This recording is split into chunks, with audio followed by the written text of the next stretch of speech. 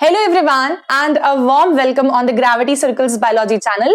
बच्चों, आज के लेक्चर में हम लोग बायोटेक्नोलॉजी प्रिंसिपल्स एंड प्रोसेसेस को कंप्लीट करने वाले हैं इन द मैनर कि हमारे स्टेप बाय स्टेप इवेंट्स क्या होते हैं अगर हम आरडीएनए टेक्नोलॉजी का एक्सपेरिमेंट परफॉर्म करते हैं। तो what are the steps starting from the first to the last. ठीक है, ये एक सिक्वेंशियल मैनर में हम लोग आज समझने वाले हैं। ठीक, so this is going to be a very interesting one because हमारे पास अब सामने वो सारी चीजें आएंगी जिसका नॉलेज हमने पिछले 7, 8, 9 लेक्चर्स में लिया है। ठीक है, तो हमारा बायोटेक का ये बेसिकली बहुत ही इंपॉर्टेंट पोर्शन होता है हमेशा ही। आप देखते हैं कि बायोटेक के स्टेप्स में 1 बाय 1 हम स्टार्टिंग कहां से करें। तो एनसीईआरटी के टेक्स्ट में हमारे सामने जो है उन्होंने एक्चुअली स्टेप्स ही दी हुई है, लेकिन हम इसको सिंप्लीफाई इजी लैंग्वेज में कैसे समझेंगे ये सारी बातें हमें समझनी है, उसके बाद ही हम इसके डिटेल्स पे जा सकते हैं। ठीक है, तो हम सिंप्लीफाइड तरीके से समझ रहे हैं। पहली बात तो मुझे आरडीएनए टेक्नोलॉजी एक्सपेरिमेंट करना है। व्हाट इज द प्रीरिक्विजिट, मतलब कि what is the basic most requirement. The basic most requirement will be DNA of course. ठीक है, क्योंकि हमें बनाना क्या है, आरडीएनए। ठीक है, अब DNA it can be the gene of interest वाला DNA and DNA it can be the vector वाला DNA, but DNA is a prerequisite. ठीक है, ये बात तो समझ आ रही है। तो हमें चाहिए किस ऑर्गेनिज्म से। हो सकता है मेरा जो जीन ऑफ इंटरेस्ट है वो किसी बैक्टीरिया में मान लेते हैं। ठीक है, या मेरा जो जीन ऑफ इंटरेस्ट है किसी फंगस में है, फंजाई सेल में। जीन ऑफ इंटरेस्ट मान लो एनिमल सेल में है, जीन ऑफ इंटरेस्ट मान लो प्लांट सेल में है। मुझे इनसे निकालना है डीएनए को। जब मैं डीएनए को निकाल पाऊंगी तभी तो मैं जीन ऑफ इंटरेस्ट को हटा पाऊंगी वहां से, राइट। तो फर्स्ट स्टेप क्या होगी, first and the basic most step will be isolation of the DNA. हमें डीएनए निकालना है ऑर्गेनिज्म में से। ठीक है, डीएनए निकालना है ऑर्गेनिज्म में से। ठीक है, अब डीएनए कौन सा निकालना है, हमें होल डीएनए निकालना है। ठीक है, मान लो कि तुम मार्केट जाते हो, ठीक है, और मार्केट जाके तुम्हें चाहिए है कॉलीफ्लावर, है ना, गोभी। ठीक है, अब गोभी चाहिए तो तुम पूरी फूल गोभी का फूल लेके आने वाले हो, राइट। ठीक है, या ऐसा भी कई बार होता है कि हमें जो है उसका सिर्फ व्हाइट पोर्शन खाना है, लेकिन बेचने वाला तो पूरा ही बेच देगा with the green part, right. Understanding this point, हमारे पास पूरा ही डीएनए आ गया, ऐसा बोल रही हूं मैं। ठीक है, अब मैंने कहा मुझे तो व्हाइट पार्ट ही चाहिए, मुझे ग्रीन पार्ट को दो, डिस्कार्ड करना है, तो वो मेरा सेकंड स्टेप होगा। अगर आप मेरा पॉइंट समझ पाए हैं तो मैं ये कहना चाह रही हूं कि जब मेरे पास में होल डीएनए आ जाएगा, कंप्लीट डीएनए आ जाएगा किसी ऑर्गेनिज्म का, तभी मैं रेस्ट्रिक्शन एंडोन्यूक्लियस की एंजाइम की एक्शन लगा के जीन ऑफ इंटरेस्ट को आइसोलेट कर पाऊंगी। ठीक है, तो आइसोलेशन ऑफ डीएनए के बाद सेकंड क्या आना चाहिए मुझे बताओ, cutting of the gene of interest और the plasmid DNA using restriction endonuclease enzymes. ठीक है, तो कटिंग ऑफ डीएनए, ठीक है, इसमें कौन सा DNA, the gene of interest. ठीक है, और it can be the plasmid DNA. ठीक है, ठीक है, और it can be the bacteriophage DNA, but जो हमारे काम का है हम बाद में उतना एक्सट्रैक्ट करेंगे। ठीक है, तो जीन ऑफ इंटरेस्ट और प्लाज्मिड डीएनए। ठीक है, प्लाज्मिड डीएनए को हम लोग वेक्टर डीएनए बोल रहे हैं अभी यहाँ पर। Cutting of DNA using what, the molecular knife. ठीक है, द मॉलिक्यूलर सिजर्स। ठीक है, तो यूजिंग हम बोल देंगे यहाँ पर रेस्ट्रिक्शन एंडोन्यूक्लियस एंजाइम्स। ठीक है, ये हो गया हमारा सेकेंड स्टेप। अच्छा, तीसरे पे आते हैं। ठीक है, थर्ड स्टेप क्या है, तो अब मुझे बताओ, मैंने एक ऑर्गेनिज्म से मान लो तुम के डीएनए एक्सट्रैक्ट किया। ठीक है, जब मैंने किसी एक ऑर्गेनिज्म से डीएनए एक्सट्रैक्ट किया है ना, एक मिनट, हाँ मैं जी सही कर दूं पहले। ओके, हाँ, अब मान लो मैंने किसी एक ऑर्गेनिज्म से डीएनए एक्सट्रैक्ट किया है। अब समझते हैं कि वो बहुत रेयर ऑर्गेनिज्म था। मान लेते हैं ऐसा कि हमने जो जीन ऑफ इंटरेस्ट एक्सट्रैक्ट किया ना, मान लो कि वो एक ऐसे प्लांट से किया जो प्लांट को जब भी मुझे लेना है तो मुझे कम से कम 1000 किलोमीटर ट्रैवल करके जाना पड़ता होगा किसी जंगल में, और वहां से मैं उस प्लांट का डीएनए एक्सट्रैक्ट कर पाऊंगी। ठीक है, human as we all know the mean organism. ठीक है, हम सब जानते हैं कि हम सब बहुत मीन है। ठीक है, mean with respect to many things. ठीक है, तो हम इतनी जहमत उठाना नहीं चाहेंगे बार बार, right. Then we will plan some kind of thing कि हमारे पास मल्टीपल कॉपीज हो जाए। ये बात मैंने पहले भी बताई हुई है। तो हम किसी ऑर्गेनिज्म को भी बार बार कष्ट नहीं देना चाहते और हम खुद को भी कष्ट नहीं देना चाहते कि हम बार बार एक ही प्रोसीजर से बार बार जीन ऑफ इंटरेस्ट को निकालते फिरें। हम क्या करेंगे, हम जीन ऑफ इंटरेस्ट को photocopy machine of gene of interest में डाल देंगे और हमारे पास मल्टीपल जीन ऑफ इंटरेस्ट आ जाएंगे। ठीक है, क्या होती है photocopy machine of gene of interest?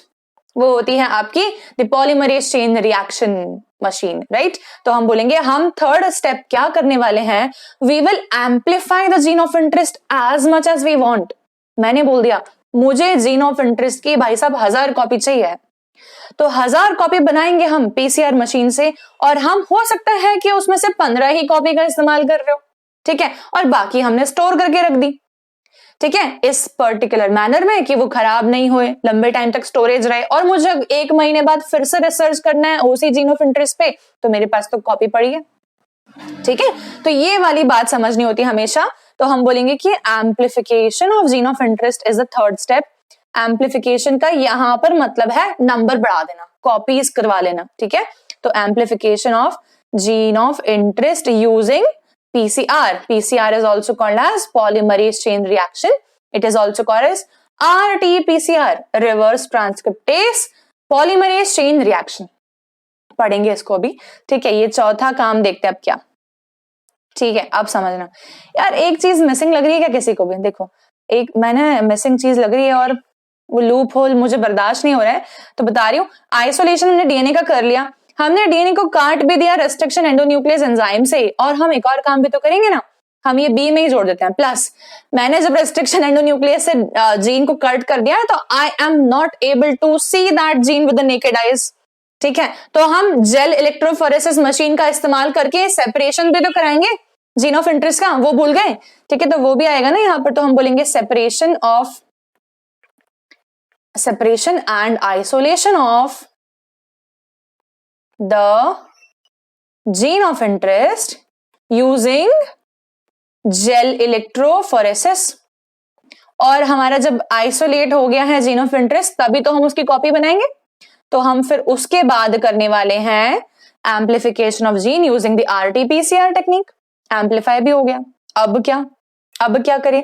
अब हमें बनाना है RDNA। ठीक है, तो हम क्या बोल देंगे, डीएनए लाइगेज के एक्शन से we will form the RDNA। ठीक है, तो फॉर्मेशन ऑफ RDNA ये करेंगे हम लोग। एक तो ये स्टेप हो गया, ठीक है ना। मैं एनसीईआरटी के स्टेप को थोड़ा और तोड़ रही हूं ताकि हमारे लिए आसान हो समझना। अच्छा, अब मेरे पास रिकॉम्बिनेंट डीएनए बन गया, अब मैं उसको किसी होस्ट में ट्रांसफर करूंगी, बराबर बात। तो मैं क्या करूंगी, ट्रांसफॉर्मेशन ऑफ होस्ट, है ना। और उसके बाद मेरा होस्ट ट्रांसफॉर्म हुआ है कि नहीं, ये हम कैसे जानते हैं? सिलेक्टेबल मार्कर की मदद से। ठीक है, तो सिलेक्टेबल मार्कर की मदद से हम जानेंगे कि हमारा होस्ट ट्रांसफॉर्म हो गया है कि नहीं, और वो ट्रांसफॉर्म्ड होस्ट को ही हम आगे की तरफ प्रोसीड कराएंगे और बाकी को हम डिस्कार्ड कर देंगे। ठीक है, तो हम क्या करेंगे नाउ, ट्रांसफॉर्मेशन ऑफ होस्ट। ठीक है, ट्रांसफॉर्मेशन ऑफ होस्ट, ठीक है, with RDNA definitely, and selection of the transformed host. ठीक है ना, ये हमारी नेक्स्ट स्टेप है कि हुआ भी है कि नहीं। ठीक है ना, और हमें तो पता है कि इसके लिए क्या क्या होता है, हमने देखा था एंटीबायोटिक रेजिस्टेंस। ठीक है, और हमने ये भी देखा था कि ब्लू व्हाइट स्क्रीनिंग करता है, उसी की बात हो रही है यहाँ पर। तो यूजिंग सिलेक्टेबल मार्कर, ओके, जैसे कि ampicillin resistance gene, lack-Z gene etcetera. अगला क्या करोगे बताओ? अब हमारा होस्ट ट्रांसफॉर्म हो गया है और हमें मालूम है कि यही होस्ट है जिसके अंदर हमारा प्रोडक्ट बनता है। ठीक है, तब कभी भी खिचड़ी बनाई है? होपफुली बनाई होगी, या तुमने कभी मैगी बनाई है? बनाई होगी, राइट। तो एक इंसान के लिए बनाई है, ठीक है, और बहुत डिलीशियस बनती है। ट्रस्ट मी, जब कम बनी होती ना तो इतनी बढ़िया बनती है ना कि मतलब टेस्टी होती है वो बहुत। ठीक है, और अगर ऑन दी अदर हैंड तुम्हें बोल दिया जाए कि तुम मैगी बना दो 50 लोगों के लिए, उतनी टेस्टी बनेगी क्या? नहीं। ठीक है, थोड़ा ऊपर नीचे हो जाएगा, हो सकता है पानी ज्यादा पड़ जाए, गीली बन जाए मैगी, हो सकता है बहुत ही सूखी बन जाए, हो सकता है मसाला कम लगने लगे। ठीक है, बहुत सारी चीजें आती हैं सामने जब हम एक छोटी चीज को एक बड़े लेवल पे ले जाते हैं। तो समझ रहे हो बात को? वैसे यहाँ पर हम क्या करेंगे, हम हमारे ट्रांसफॉर्म्ड होस्ट से देखेंगे स्मॉल स्केल पे पहले कि तू हमारा डिजायर्ड प्रोटीन बना पा रहा है कि नहीं, हमारा डिजायर्ड प्रोटीन बराबर मात्रा में बन रहा है कि नहीं। बन रहा है, अच्छी बात है, तो हम थोड़ा और बनवा के देखेंगे।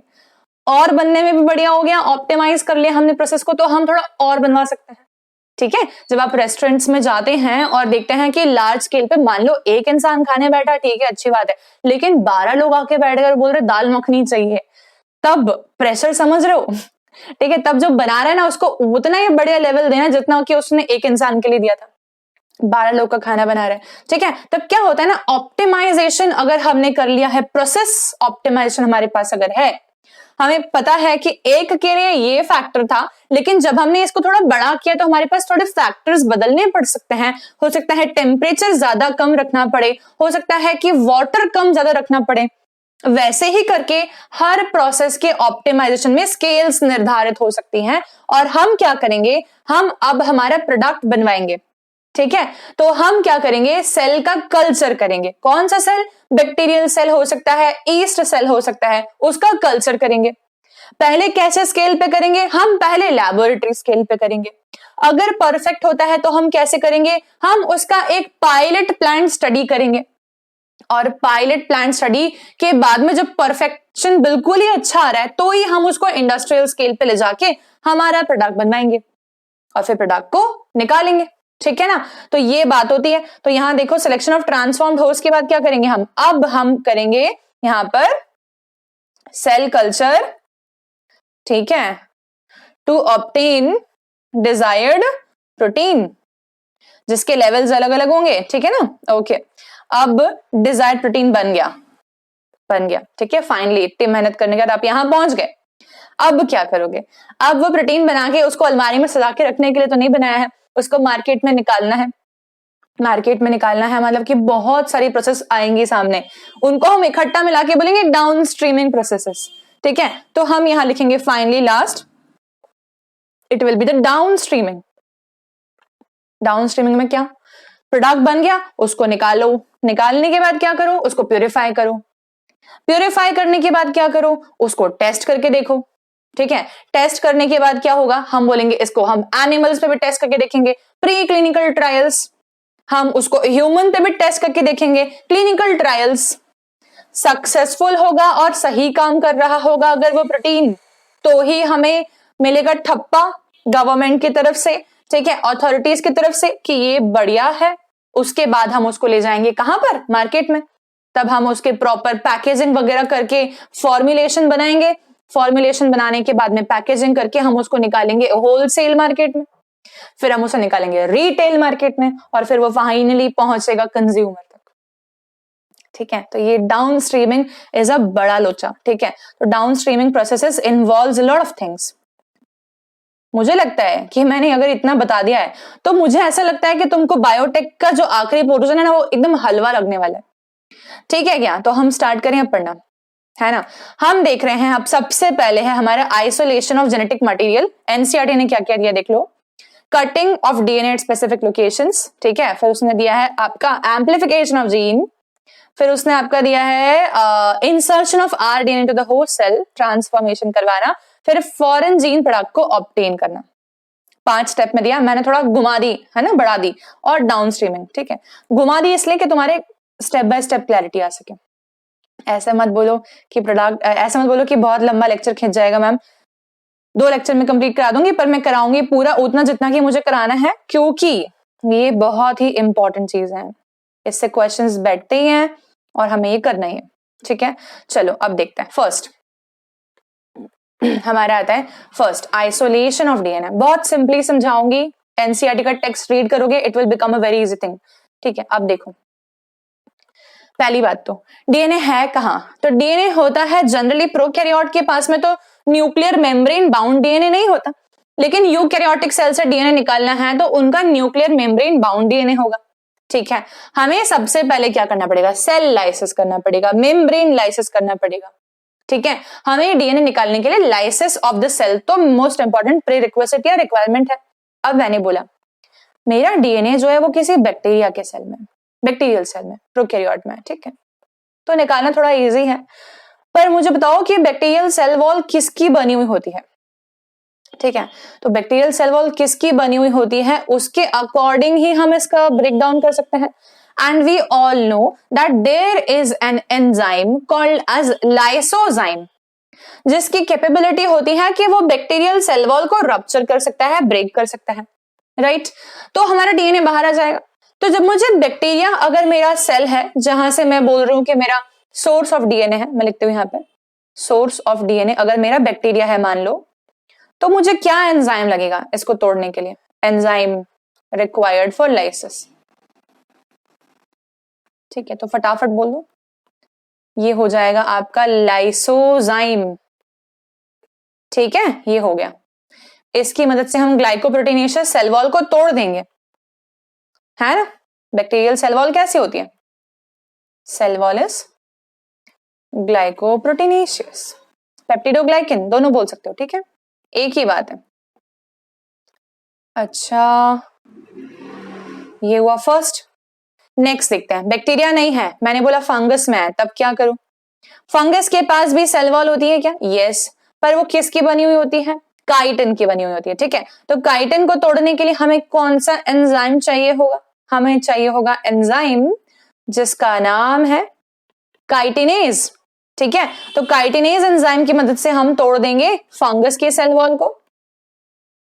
सिंपल है, इजी है। अच्छा, फंजाई की सेल वॉल बेसिकली काइटिन से बनी होती है, और काइटिन होता क्या है बच्चों? Chitin is a homopolymer made up of N acetyl glucose amine, ठीक है।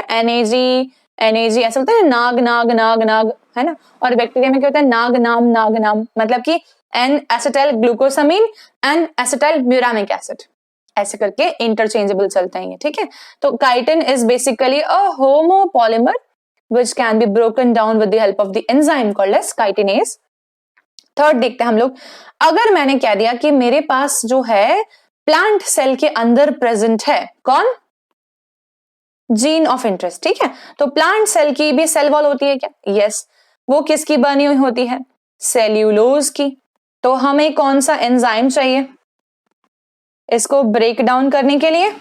हमें जो एंजाइम चाहिए इसको ब्रेक डाउन करने के लिए, उसका नाम है सेल्यूलेज, ठीक है। तो हम प्लांट सेल वॉल को सेल्यूलेज एंजाइम की मदद से ब्रेक डाउन कर सकते हैं और हमारा जीन ऑफ इंटरेस्ट निकाल सकते हैं। और चौथा, अगर मैंने कह दिया कि किसी एनिमल सेल के अंदर प्रेजेंट है, ठीक है, तो animal cells cell wall is made up of lipid bilayer membrane, ठीक है। अब मुझे बता दो कि एनिमल सेल को तोड़ने के लिए कौन सा एंजाइम ले सकते हो तुम लोग? क्योंकि वो cell wall, oh my god, how can I say this?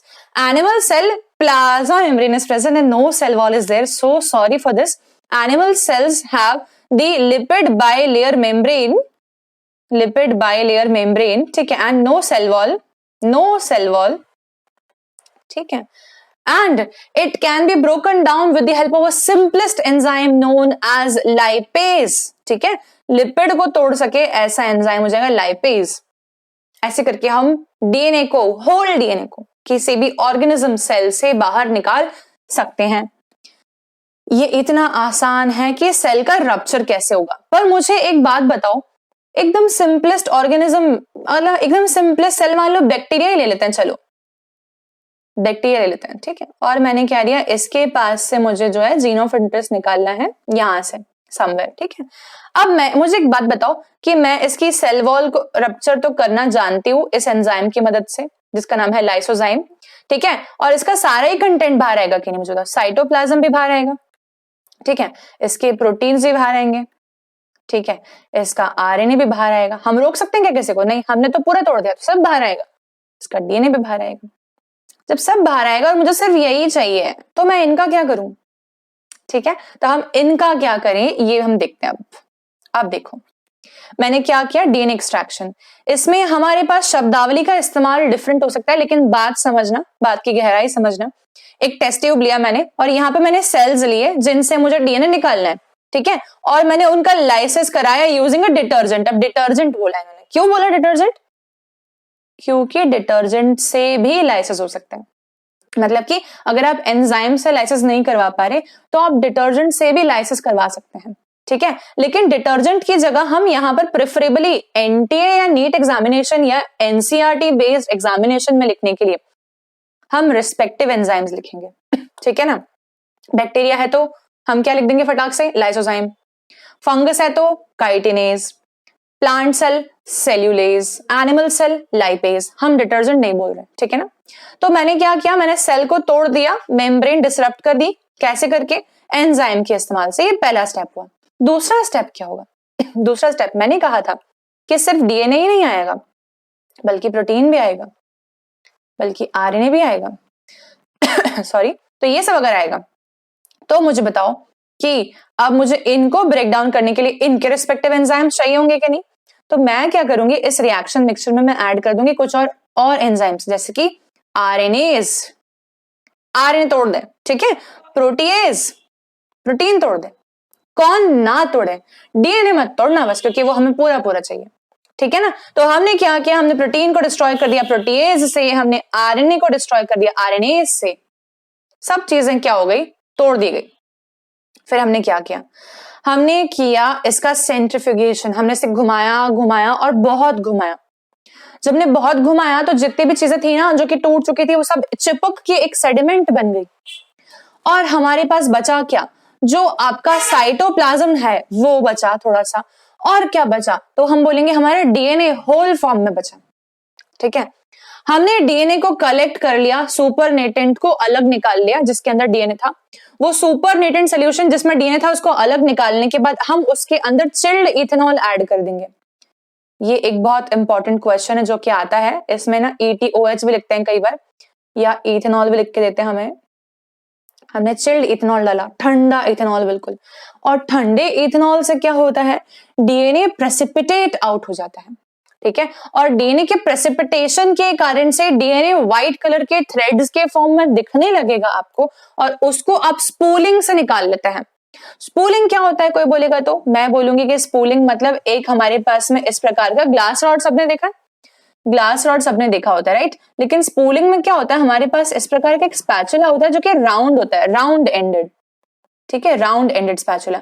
इस राउंड एंडेड स्पैचुला से हम डीएनए के थ्रेड्स को निकालते हैं ताकि डीएनए के थ्रेड्स जो है उसको डैमेज ना हो, बहुत केयरफुली, ठीक है। और इससे क्या होगा, आपका प्रेसिपिटेटेड डीएनए आपके पास आ जाएगा, जिसको आप एक बफर सोल्यूशन में रख के और उसके ऊपर रेस्ट्रिक्शन एंडोन्यूक्लियस एंजाइम की एक्टिविटी अचीव करवाओगे, ताकि आपका जीन ऑफ इंटरेस्ट जो है आपको डिजायर्ड वो टूट सके, ठीक है। फर्स्ट स्टेप बिल्कुल इजी था, समझ आ गया सबको।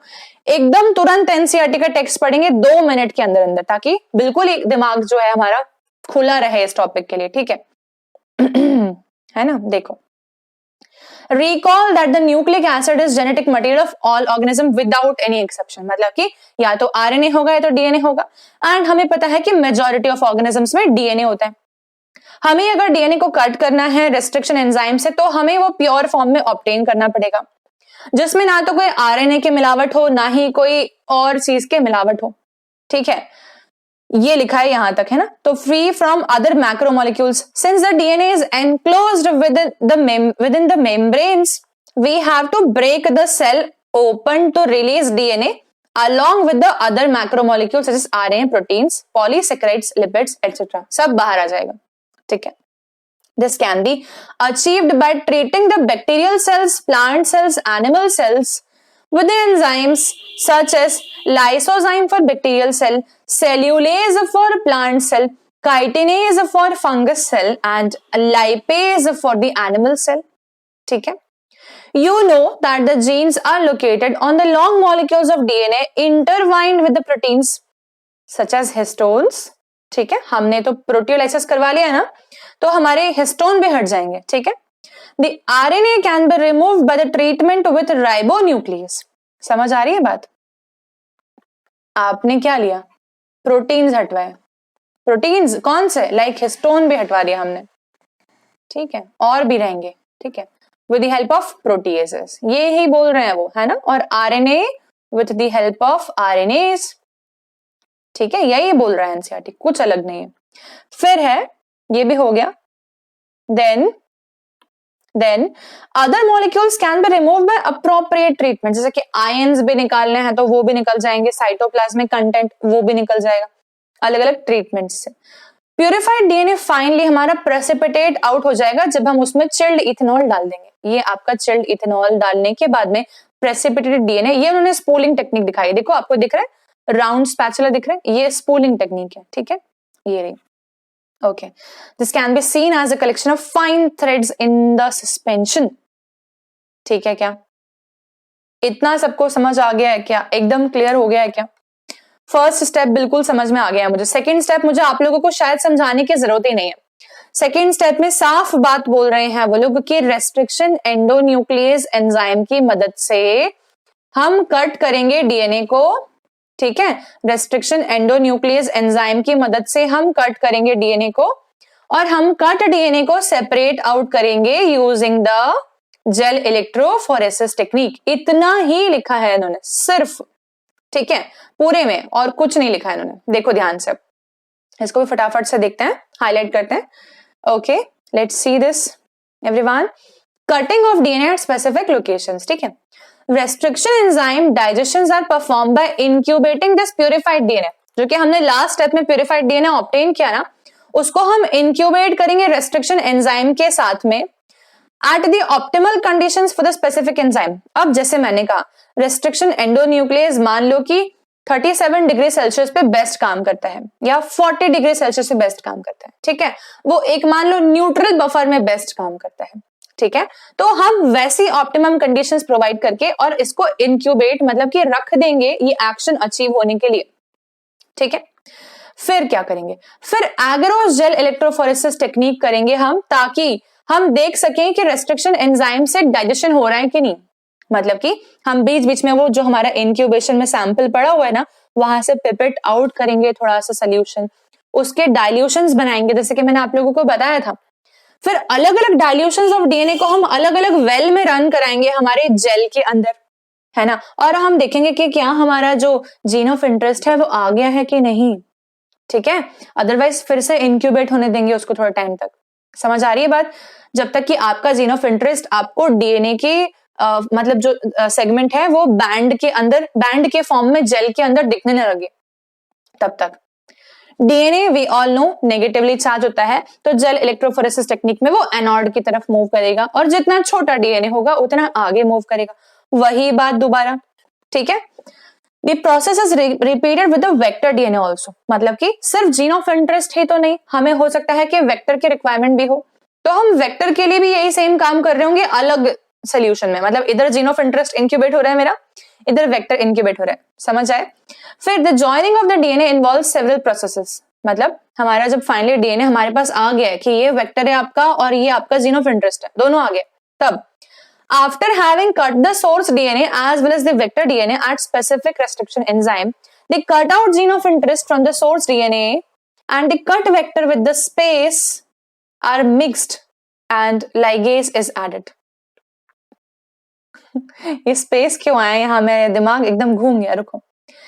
The cut vector with space कुछ भी लिख देते हैं, कोई बात नहीं. हम देखते हैं इधर जीन ऑफ इंटरेस्ट का कटा हुआ पोर्शन जो हमें चाहिए था उतना, वेक्टर का कटा हुआ पोर्शन जो हमें चाहिए था उतना को हम डीएनए लाइगेज की मदद से जोड़ के क्या बना देंगे? हम बना देंगे आरडीएनए. ये लिखा है इन्होंने इस स्टेप में.